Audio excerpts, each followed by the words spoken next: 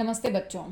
आज हम अपने इस वीडियो क्लास में बड़ी ई की मात्रा वाले की और छोटी ई की मात्रा वाले की बात को समझेंगे, जिससे इन दोनों मात्राओं और उससे भी बढ़कर की और की समस्या को समझते हुए उसकी दुविधाओं को अच्छी तरह से जान और समझ सकें। बच्चों, मैंने कई बार इस बात का जिक्र किया है कि स्वर, व्यंजन और मात्राओं के बिना हिंदी भाषा में कोई भी आगे नहीं बढ़ सकता है। आज हम छोटी ई और बड़ी ई के भेद को अच्छी तरह से जान लेते हैं, क्योंकि इन दोनों को लेकर हमारे समाज के कई लोग अक्सर कंफ्यूज रहते हैं, भ्रमित रहते हैं। तो चलिए जानने का प्रयत्न करते हैं कि इन दोनों यानी की और बड़ी की मात्रा वाले की का इस्तेमाल कब और कहाँ किया जाता है। अक्सर ये देखा गया है कि हिंदी लेखन में बहुत ही संशय यानी कन्फ्यूजन रहता है कि वाक्य में कब की यानी छोटी ई की मात्रा के साथ लिखा जाए और कब की बड़ी ई की मात्रा के साथ लिखा जाए। अक्सर लोग सामान्यतः हिंदी के इन शब्दों का एक दूसरे के स्थान पर प्रयोग करते हैं, और यह इसलिए होता है क्योंकि वे इनमें अंतर करने में असमर्थ होते हैं। इसलिए यहाँ पर आपको दोनों के विषय में पूरी जानकारी देने जा रही हूँ या देने का प्रयत्न कर रही हूँ। ठीक है, सबसे पहले हम छोटी ई की मात्रा वाले की को देखेंगे। की क्या है? तो की यानी छोटी ई की मात्रा वाला की एक संयोजक यानी जोड़ने वाला शब्द है, जो मुख्य वाक्य को आश्रित वाक्य के साथ जोड़ने का काम करता है। जैसे कि राम ने मुझे बताया कि वह कॉलेज नहीं जाएगा। दूसरा वाक्य, पिताजी ने मुझसे कहा कि एक कहानी सुनाओ। बच्चों, जब कभी भी दो वाक्यों में योजक यानी जोड़ने वाला के रूप में की लगाया जाता है तो हमेशा क में छोटी ई की मात्रा लगाई जाती है। कभी कभी छोटी ई की मात्रा वाला की का प्रयोग विभाजन के लिए या के स्थान पर भी किया जाता है या होता है। बच्चों, ठीक इसी तरह क्योंकि का प्रयोग भी किया जाता है। जैसे सीता आज मार्केट नहीं जा सकी क्योंकि उसकी तबीयत खराब थी। यहाँ इस बात का ध्यान रखना होगा कि क्योंकि से काम होने का कारण बताया जा रहा है, अतः वह योजक के रूप में सम्मिलित होता है। ना कि को भी हम देखेंगे और समझेंगे। जैसे मैंने इस कार्य को अंजाम दिया है, ना कि तुमने। बच्चों, इस वाक्य में ना कि शब्द भी योजक के रूप में आया है, अतः क में छोटी ई की मात्रा लगाई गई है। बल्कि को भी देखेंगे। राम सर आज नहीं आए थे, बल्कि कल आए थे। इस वाक्य में बल्कि शब्द में भी छोटी ई की मात्रा लगाई गई है या लगाई जाती है। ताकि भी योजक का कार्य करता है, अतः इसमें भी छोटी ई की मात्रा वाले की में छोटी ई की मात्रा लगाई जाती है। जैसे आप जल्दी चलिए ताकि समय पर स्टेशन पहुंच सकें। बच्चों, छोटी ई की मात्रा वाले की का प्रयोग क्रिया यानी वर्ब के बाद ही होता है। जैसे हमने कुछ वाक्यों को देखा, जैसे हमने कुछ वाक्यों में क्रिया बताया, कहा, आ सका, किया है, आया था और चलिए के बाद है देखा। अब हम क पर बड़ी ई की मात्रा वाले की को समझेंगे। ठीक है, सबसे पहले की क्या है के कॉन्सेप्ट को समझ लेते हैं। संज्ञा या सर्वनाम शब्द के बाद आने वाले अन्य संज्ञा शब्द के बीच की का प्रयोग होता है। यह दोनों शब्दों को जोड़ने और उनके बीच संबंध स्थापित करने का काम करता है। बच्चों, इस बड़ी की मात्रा वाले की को बड़े ध्यान से समझने की कोशिश कीजिए। जैसे यह किसी संस्था की बस है। यहाँ किस सर्वनाम है और संस्था संज्ञा है जिसे की के द्वारा जोड़ा गया है। ताले की चाबी खो गई। बच्चों, यहाँ पर ताले और चाबी दोनों संज्ञा शब्द हैं। यहाँ याद रखने वाली बात यह है कि कर्ता के बाद स्त्रीलिंग शब्द आता है। दिए गए उदाहरणों में बस और चाबी दोनों ही स्त्रीलिंग हैं। बच्चों, दिए गए उदाहरणों के वाक्यों में की का प्रयोग सामान्य वाक्य में किया गया है और वह किसी दो अलग वाक्यों को नहीं जोड़ता है। इसके नियमों को यदि ध्यान रखा जाए तो बड़ी ई की मात्रा वाले की और छोटी ई की मात्रा वाला की के अंतर को आसानी से समझा जा सकता है। अब हम छोटी ई की मात्रा वाला की और बड़ी ई की मात्रा वाला की में अंतर क्या है इसे समझेंगे। ठीक है, ध्यान दीजिएगा।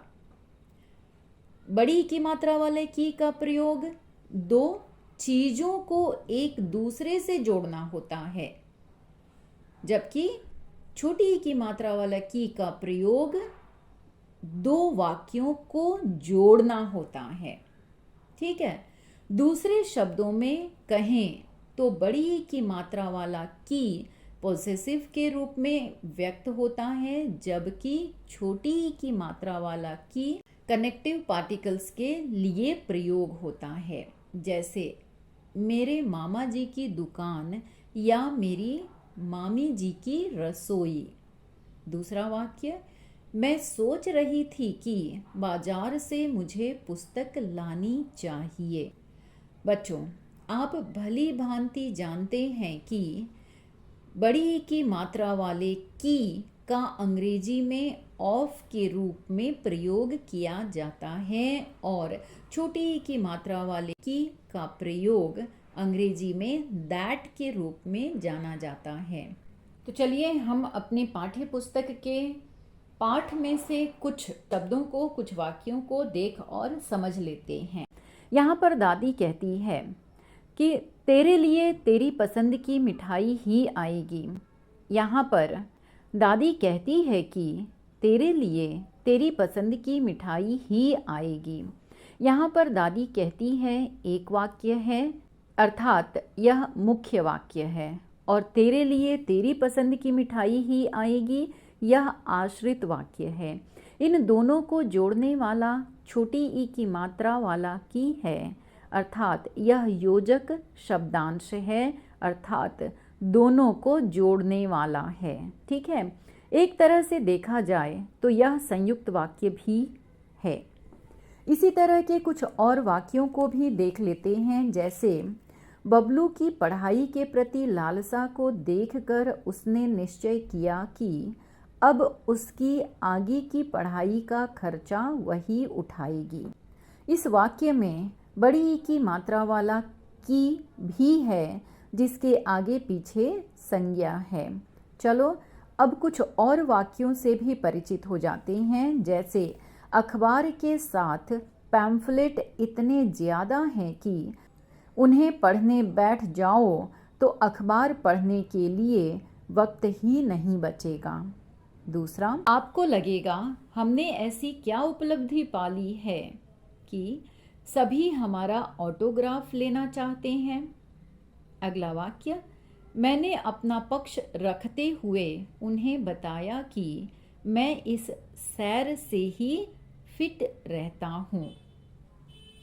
अगला वाक्य, प्रेमचंद यदि आज भी प्रासंगिक और महान हैं तो वह इसलिए कि उन्होंने किसानों के मानसिक गठन और मध्यम वर्ग तथा दलित और पिछड़े हुए लोगों के दृष्टिकोण को उस समय गहरे विश्वास और उत्साह के साथ वाणी दी, जिस समय इस देश के सामाजिक और राजनीतिक जीवन में इसकी आवश्यकता अनुभव की जा रही थी और उथल पुथल हो रही थी।